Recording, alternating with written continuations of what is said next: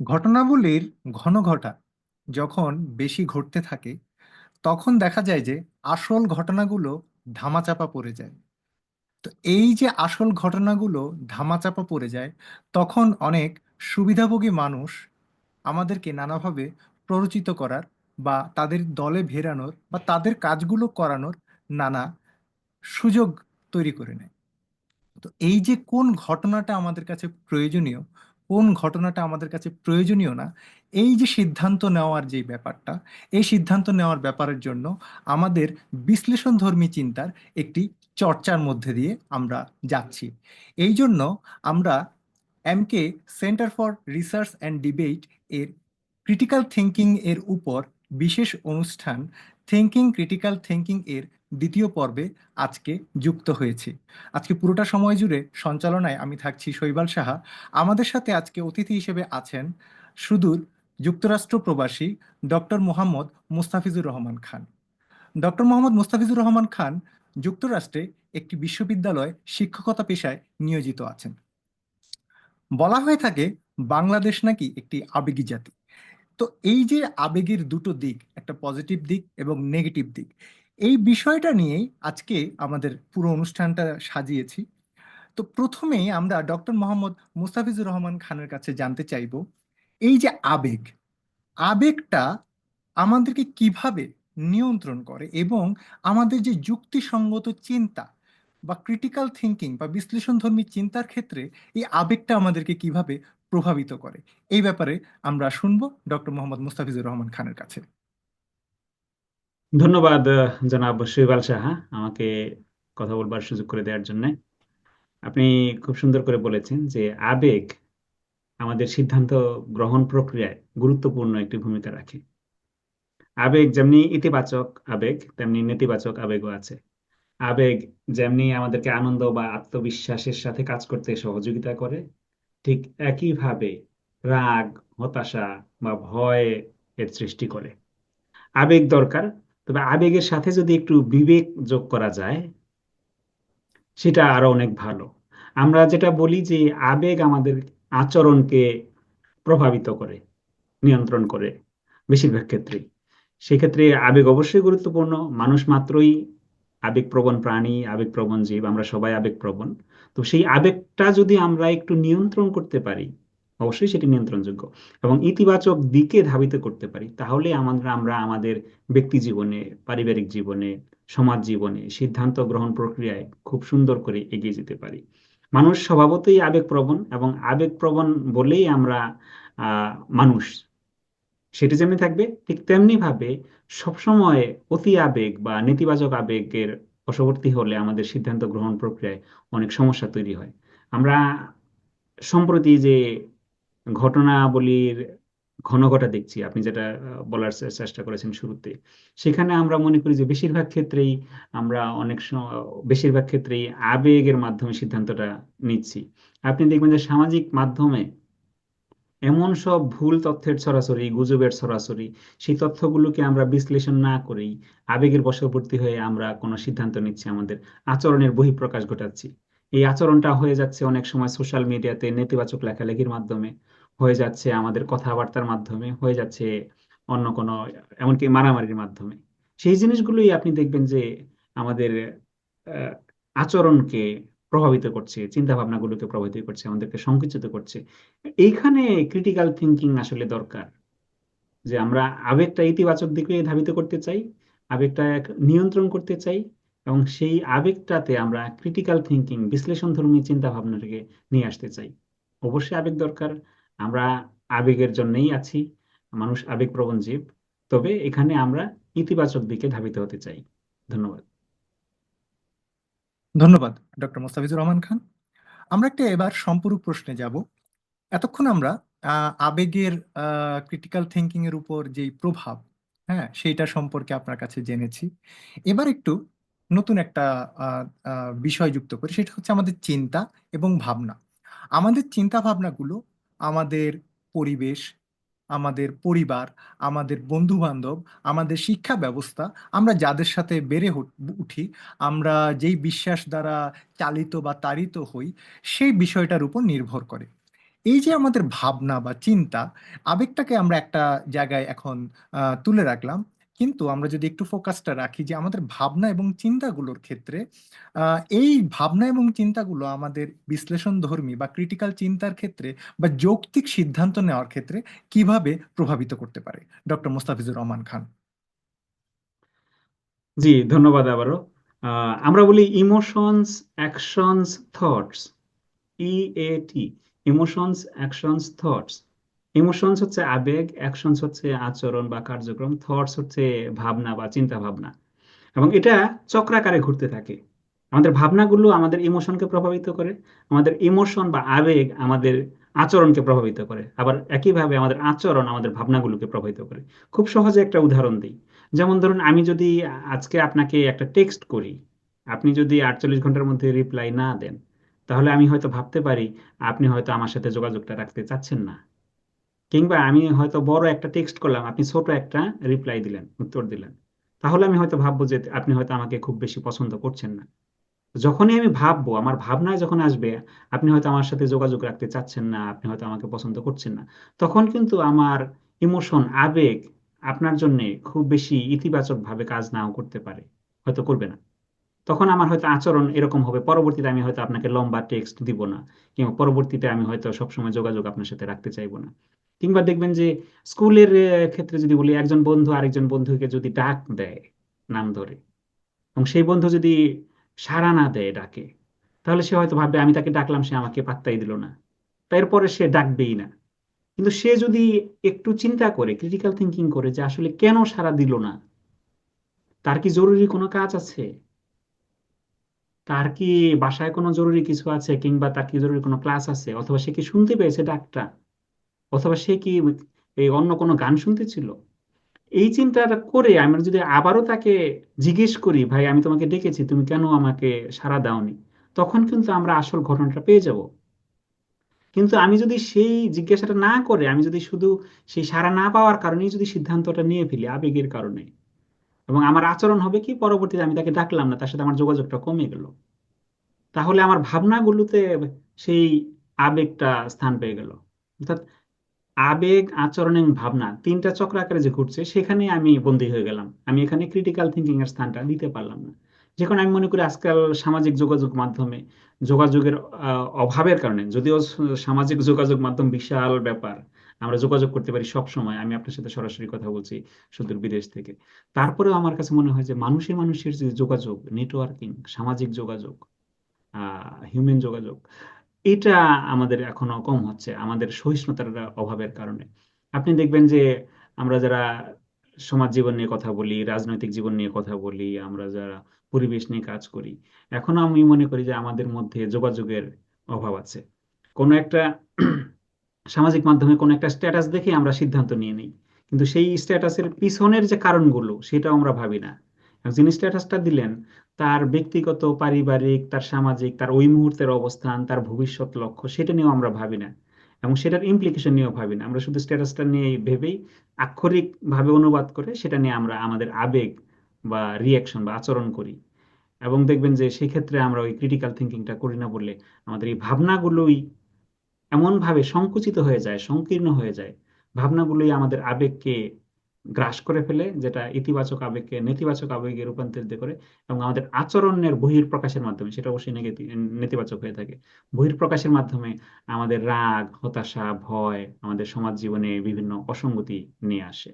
সে কারণে আমরা বলি যে আমাদের এই ভাবনাগুলো, আমাদের আবেগগুলো, আমাদের আচরণগুলো, এগুলোতে আমরা যদি সংযত হতে পারি, ক্রিটিক্যাল থিঙ্কিংটার বিন্যাস ঘটাতে পারি, বিশ্লেষণধর্মী চিন্তা ভাবনা করতে পারি, লজিক্যাল থিঙ্কিং নিয়ে আসতে পারি, অ্যানালিটিক্যাল এবিলিটির মাধ্যমে এই কাজগুলো করতে পারি, সেই ক্ষেত্রে আমরা অনেক ভালো করতে পারি। ধন্যবাদ। ধন্যবাদ ডক্টর মোহাম্মদ মোস্তাফিজুর রহমান খান। এই দুটো প্রশ্নোত্তরের মাধ্যমে আমরা জানতে পেরেছি আমাদের আবেগ এবং আমাদের ভাবনা চিন্তাগুলো কিভাবে আমাদের ক্রিটিক্যাল থিঙ্কিং বা বিশ্লেষণধর্মী চিন্তার করার ক্ষেত্রে প্রভাব বিস্তার করে। তো এই জায়গায় যদি আমি বলতে চাই যে আবেগ, এই ব্যাপারটা আমাদের যেই নিয়ন্ত্রণ করে, এই বিষয়টা আইডেন্টিফাই আমরা সাধারণ মানুষ করতে পারি না। এর একটা মূল কারণ হচ্ছে আমাদের ছোটবেলা থেকেই এখন পর্যন্ত বড় যারা হয়েছি তাদের এই শিখন প্রক্রিয়া বা আমাদের শিক্ষা ব্যবস্থার মধ্যে এমন কোনো কিছু নাই যে আমাদেরকে এই ব্যাপারটা চর্চা করানো হবে। তো যেহেতু আমাদের শিখন প্রক্রিয়া নাই, এখন একটা জিনিস অবশ্যই যুক্ত করে রাখা ভালো, যে এখন বিভিন্ন কারিকুলাম দেশে প্রচলিত থাকার এখন নতুন নতুন আরো কারিকুলাম এসছে। তো এই কারিকুলামগুলোর মধ্যে দিয়ে এই চিন্তা ব্যবস্থাটা এখনকার যারা বাচ্চা যারা স্কুলে বড় হচ্ছে, স্কুলে পড়ছে, তারা আসলে এই চিন্তাগুলোর মধ্যে দিয়ে আহ, চর্চা করতে পারছে। আবার যারা এখনকার নবীন মা বাবা, তারাও কিন্তু তার শিশুদের মধ্যে এই চিন্তাটা কোনো না কোনোভাবে চর্চা করার সুযোগ করে দিচ্ছে। কিন্তু আমাদের ম্যাস পিপল, বাংলাদেশের আহ, বড় একটা জনসাধারণ এই বিশ্লেষণধর্মী চিন্তাগুলোর ক্ষেত্রে আবেগ যে একটা প্রভাবিত করে সেটা আইডেন্টিফাই করতে পারে না। এইটা এটা একটা অবাক করার বিষয় যে আসলে একটা পুরো দেশ বা জাতি যখন এই বিশ্লেষণধর্মী চিন্তাগুলোর মধ্যে দিয়ে যায় না, তখন আসলে আমাদেরকে নানাভাবে প্ররোচনা করার সুযোগ অনেকেই পায় এবং আমরা সেই ফাঁদগুলোতে পা পা দিয়ে দিই। তো এই যে একটা একজন ব্যক্তি, আসলে আমরা এই জায়গাটায় জানতে চাইবো যে একজন ব্যক্তি, একজন মানুষ, সে আসলে কিভাবে বুঝতে পারবে যে তার আবেগটা তার নিরপেক্ষ এবং যৌক্তিক দুটো বিষয়, নিরপেক্ষ এবং যৌক্তিক, এই দুটো বিষয়ের ক্ষেত্রে সিদ্ধান্ত নেওয়ার ক্ষেত্রে, যেমন নিরপেক্ষভাবে এবং যৌক্তিকভাবে যদি আমি সিদ্ধান্ত নিতে চাই, তখন আমাদের আবেগটা কোনোভাবেই আমাদেরকে প্রভাবিত করছে না। এই বিষয়টা আমরা কিভাবে নিশ্চিত হতে পারি? ডক্টর মোহাম্মদ মোস্তাফিজুর রহমান খান। এটা একটা খুব গুরুত্বপূর্ণ প্রশ্ন করেছেন যে একজন ব্যক্তি কিভাবে বুঝবে বা নিশ্চিত করবে যে তার আবেগ নিরপেক্ষ এবং যৌক্তিক সিদ্ধান্ত গ্রহণ প্রক্রিয়ায় বাধা সৃষ্টি করছে না বা নিরপেক্ষ এবং যৌক্তিক প্রক্রিয়ায় সিদ্ধান্ত গ্রহণ করছে। এখানে আমি আহ, কয়েকটা বিষয় বলবো। একটা হচ্ছে যে নিজের আবেগকে বুঝতে হবে, আত্মসচেতনতা বাড়াতে হবে। আমি যদি আমার স্ট্রং বা স্ট্রেংথ গুলো বুঝি, আমার শক্তিশালী দিক, আমি কোন দিকে ভালো, আমি কোন দিকে দুর্বল। সব মানুষই তার সব দিকে দক্ষ নয়, তাই না? সব মানুষই সব দিকে দক্ষ নয়, কাজে তার যে স্ট্রেংথ, শক্তিশালী দিকগুলো, কোন দিকে তার ভালো জ্ঞান আছে, দক্ষতা আছে, সেটা যদি বোঝে, সে যদি আত্মসচেতন হয়, সেটা একটা ভালো দিক যে সে নিরপেক্ষ এবং যৌক্তিক সিদ্ধান্ত গ্রহণ করতে পারবে তার আবেগকে নিয়ন্ত্রণ করে। এটা একটা বিষয় এবং সে নিজেই প্রভাবিত করতে। আরেকটি হচ্ছে যে সাংগঠনিক চিন্তা ভাবনা করে, সবসময় ব্যক্তিকেন্দ্রিক চিন্তা ভাবনা না করে সাংগঠনিক চিন্তা ভাবনা। আমরা তো সমাজের অংশ, কাজেই সমাজটাই আমাদের বড় সংগঠন, বড় সিস্টেম। কাজে সমাজে আমি কিভাবে কন্ট্রিবিউট করতেছি, সেখানে ব্যক্তি স্বার্থকে সমাজের স্বার্থের কাছে সবসময় সমাজের স্বার্থটাকে এই ব্যক্তির স্বার্থের সাথে মিলিয়ে ফেলতে হবে। অর্থাৎ ব্যক্তি স্বার্থকে কখনোই ঊর্ধ্বে দেখা যাবে না। সাংগঠনিক চিন্তা করতে হবে, আমার টিমের চিন্তা করতে হবে, আমার দলের চিন্তা করতে হবে, সামগ্রিক চিন্তা করতে হবে, ব্যক্তিকেন্দ্রিক লাভবান হওয়া যাবে না। আরেকটা বিষয় আমি বলবো যে সবসময় কথা বলতে হবে, যোগাযোগ করতে হবে, আলাপ আলোচনা করতে হবে। আমি সবসময় মনে করি আলাপ আলোচনাই যে কোনো সমস্যা সমাধানের একমাত্র উপায়। শুধু পূর্ব শর্ত নয়, আমি মনে করি যে একমাত্র উপায়। কারণ আলাপ আলোচনার মাধ্যমে যত বেশি সমাধান করা যাবে, অন্য কোনো মাধ্যমে করা যাবে না। কাজে আলাপ আলোচনা করতে হবে। এখন আমি যদি আমার আবেগ, আমার ভাবনা, আমার আচরণ নিয়ে আমার বন্ধুদের সাথে, আমার শুভাকাঙ্ক্ষীদের সাথে কথা বলি, আমার পরিবারের সাথে কথা বলি, তারা আমাকে ভালো ফিডব্যাক দিবে। আমার দক্ষতা কোন দিকে, আমার ভালো দিক কোনগুলো, আমার কোন বিষয়গুলো। সবসময় আমরা তো যা বুঝি, যা মনে করি সেটাই প্রকাশ করি তা না। আমাদের প্রকাশ করা উচিত আমরা কোন সমাজে বাস করছি, সেই সমাজ আমার কাছ থেকে কোন আচরণটা প্রত্যাশা করে, সেই অনুযায়ী সামাজিক নর্মস এন্ড ভ্যালুজ, আদর্শ মূল্যবোধ, রিচুয়ালস এন্ড বিলিভস, অনুষ্ঠান এবং প্রতিষ্ঠান, এই জিনিসগুলো আমাদের চিন্তা করতে হবে। আমি কি মনে করলাম, কি ভাবলাম, আমার স্বাধীনতা আছে, তাই অর্থ এই না যে আমি সামাজিক মাধ্যমে একটা পোস্ট দিলাম সেটা স্বেচ্ছাচারিত হয়ে যাবে। আমি কোন সমাজে বাস করছি, আমি কাদের সাথে বাস করছি, তারা কতটুকু নেবে, তারা আমার কাছ থেকে কতটুকু এক্সপেক্ট করে। এক্সপেকটেশন, আমার রোলের প্রতি, আমার ভূমিকার প্রতি সমাজের যে এক্সপেকটেশন, সেইটা আমার পালন করতে হবে। সেই বিষয়টা আমাদের চিন্তা করতে হবে। আরেকটা বিষয় আমি বলবো যেটা খুবই গুরুত্বপূর্ণ, সেটা হচ্ছে যে সময় নাও, কোনো একটা সিদ্ধান্ত গ্রহণের আগে সময় নিয়ে ভাবা। আমরা হয়তো একটা লেখা লিখলাম, সেটা আমরা সাথে সাথে প্রকাশ না করে আমি 2 ঘন্টা অপেক্ষা করি, একটা দিন অপেক্ষা করি।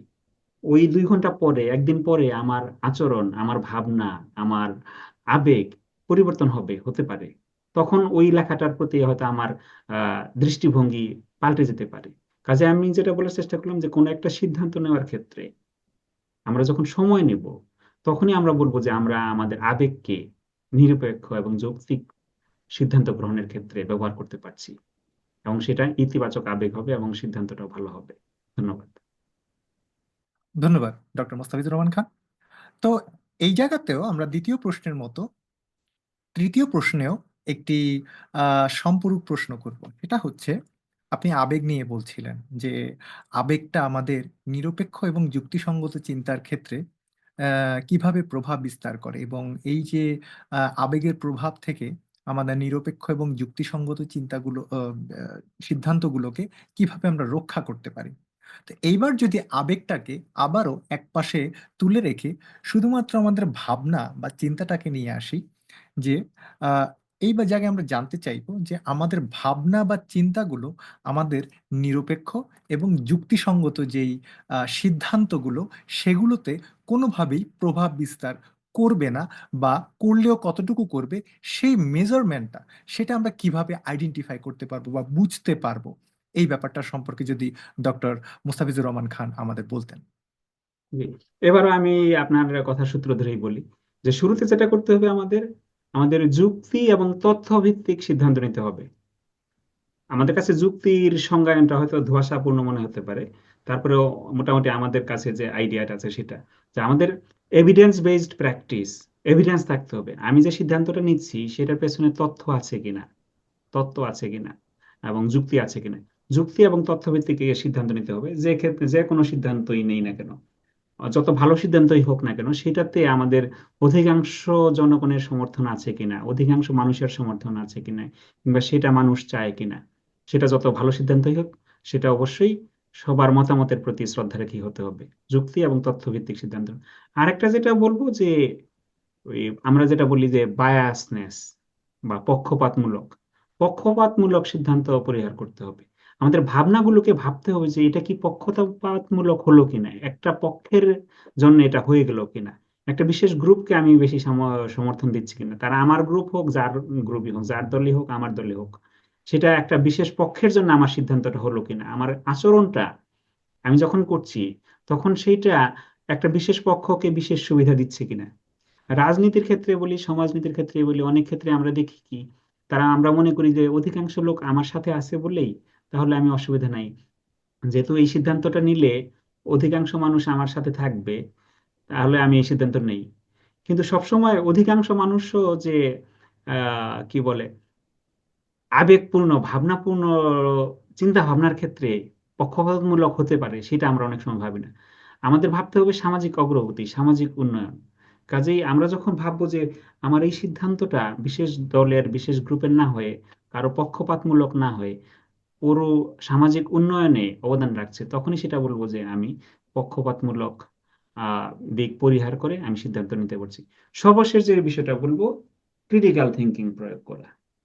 অর্থাৎ আমাদের ভাবনাগুলোকে আমরা যখন নিয়ন্ত্রণ করতে চাই, ভালো দিকে ধাবিত করতে চাই, সেখানে আমাদের ক্রিটিক্যাল থিঙ্কিং, ক্রিটিক্যাল থিঙ্কিং বিষয়টা আরেকটু সহজ করে যদি বলি যে আচ্ছা, আমি যখন একটা জিনিস ভাববো, সেটা যে বিষয় হোক, যে সমস্যা নিয়ে হোক, কে, কি, কেন, কবে, কোথায়, কিভাবে, কোত্থেকে, কতদিন, এই যে প্রশ্নগুলো, এগুলো দিয়ে যদি আমরা প্রশ্ন করতে পারি, তাহলে আমরা দেখবো যে কার জন্য করতেছি, কে বেনিফিটেড হচ্ছে, কে লাভবান হচ্ছে, কি উদ্দেশ্যে করতেছে, কারণগুলো কি ছিল। তখন কিন্তু সিদ্ধান্তগুলো নিতে সুবিধা হবে। অর্থাৎ আমাদের ভাবনাগুলো আমাদেরকে যেন গ্রাস না করে, আমাদের ভাবনাগুলো যেন আমাদের ক্রিটিক্যাল থিঙ্কিং এর গ্লাসে বা লেন্সের মধ্যে থাকে, যে আমি যে জিনিসগুলো ভাবছি সেগুলো কতটুকু ক্রিটিক্যাল, ক্রিটিক্যাল এবং সোশ্যাল, সমাজের উন্নয়নের জন্য। আমি সামাজিক মাধ্যম যেটা বললাম, যে আমি ইচ্ছা করলে একটা পোস্ট হয়তো দিতে পারি না, কারণ সেটাতে আমার সামাজিক মাধ্যমে অনেক লোক আমার সাথে জড়িত, তাদের দিকটাও দেখতে হবে, যে আমি সবার জন্য একটা পোস্ট বা স্ট্যাটাস দিচ্ছি কিনা। কাজে ভাবনাগুলো হয়তো আমি ভাবছি, সেটার জন্য স্থান কাল পাত্র আছে। আমি যখন কোনো একটা বিষয় শেয়ার করব, ভাববো, শেয়ার করব, সেটার জন্য বিশেষ গ্রুপ আছে, দল আছে, স্থান আছে, কাল আছে, পাত্র আছে। কাজে সব জায়গায় আমি সবকিছু শেয়ার করতে পারি না, সেটা যত ভালো ভাবনাই হোক না কেন আমার জন্য, আরেকজনের ভালো কিনা সেটাও আমার দেখতে হবে। ধন্যবাদ। ধন্যবাদ ডক্টর মোহাম্মদ মুস্তাফিজুর রহমান খান। আহ, আপনি খুব দারুণভাবে বলছেন যে ভাবনা, তারপর আমাদের হচ্ছে আবেগ। হ্যাঁ, এই দুটো বিষয়ে আপনি আলোকপাত করেছেন। আরেকটা বিষয় আপনি টেনে এনেছেন, সেটা হচ্ছে যে আচরণ। তো আচরণটাকে আমরা এবার একটু আহ, বড় করে দেখার চেষ্টা করব, একটু আহ, যদি বোঝার চেষ্টা করি যে আচরণ আচরণ আমাদের সংস্কৃতি, বিশ্বাস বা নানা কিছু বিষয়, আমাদের পড়াশোনা, নানা কিছু বিষয়।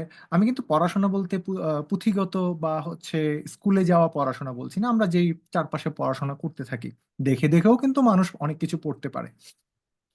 এই যে আমাদের সবকিছু দ্বারা আমাদের আচরণটা নিয়ন্ত্রিত হয়।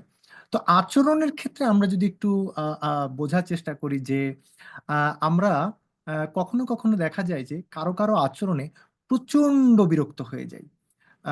তো এই যে কারো কারো আচরণে আমরা খুব প্রচণ্ড বিরক্ত হয়ে যাই, এবং আবার দেখা যায় যে তার বিপরীত দিকে কারো কারো আচরণে আমরা এতই খুশি হই যে আমরা সেই আচরণের প্রশংসায় পঞ্চমুখ হয়ে যাই।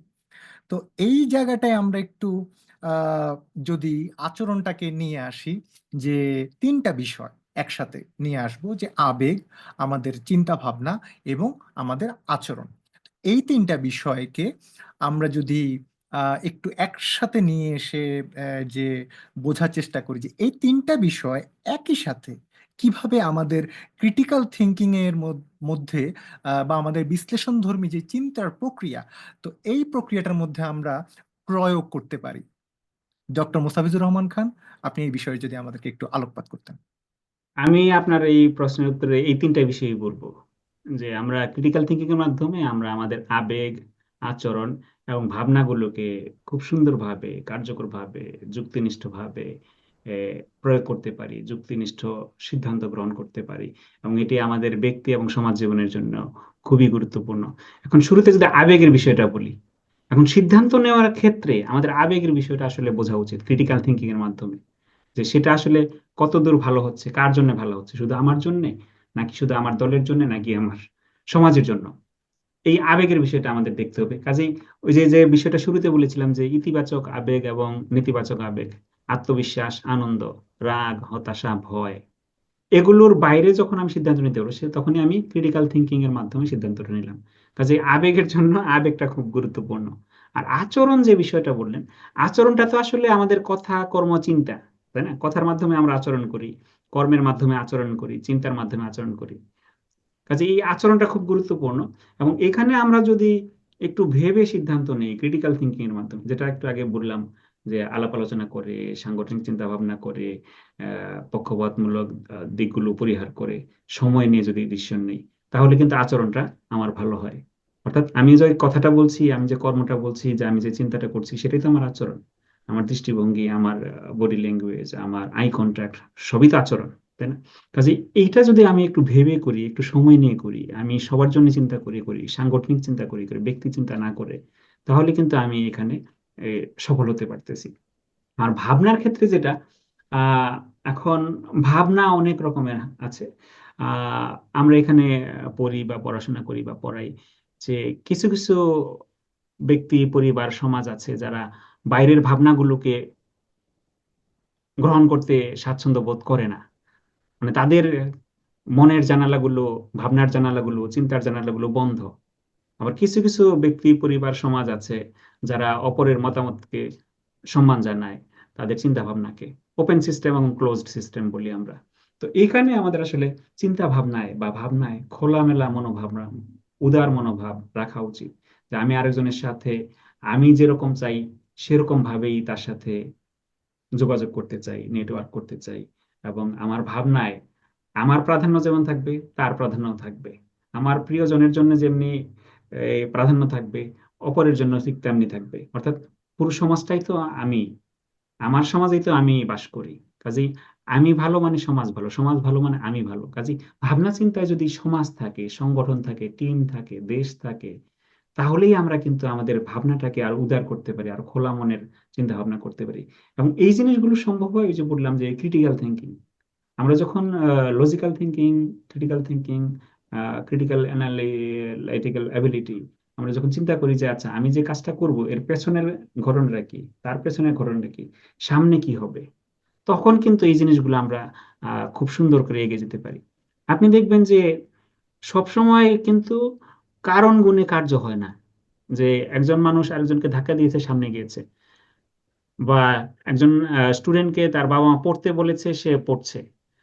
ভবিষ্যতের দিকে তাকিয়েও কিন্তু মানুষ অনেক কাজ করে, তাই না? ভবিষ্যতে ভালো চাকরির জন্য কেউ কাজ করে, তাই না? ভবিষ্যতে সে নিজে এ, হয়তো ক্ষতির সম্মুখীন হতে পারে বিধায় সে আগে আগেই সেই বিষয়টা বন্ধ করে দেয়, তাই না? কেউ তাকে মারতে আসতে পারে চিন্তা করেও মানুষ করে আগেই সে মারামারি শুরু করে দেয়। আবার এরকম হয় কেউ মারতে আসলো, সে প্রতিরোধ করলো, এরকম অনেকে আছে। অর্থাৎ কারণের পেছনে যেরকম কারণ আছে, কাজে কার্যের বা আচরণের সামনেও তেমনি কারণ আছে, শুধু পেছনে থাকে না।